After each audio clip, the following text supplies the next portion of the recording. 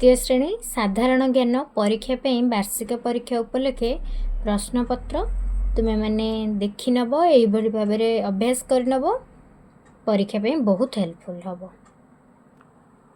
यही प्रश्न भितर जदि तुम मानकर कौन से किसी डाउट थाए तले उत्तर अच्छी से देखी प्रैक्टिस कर नब।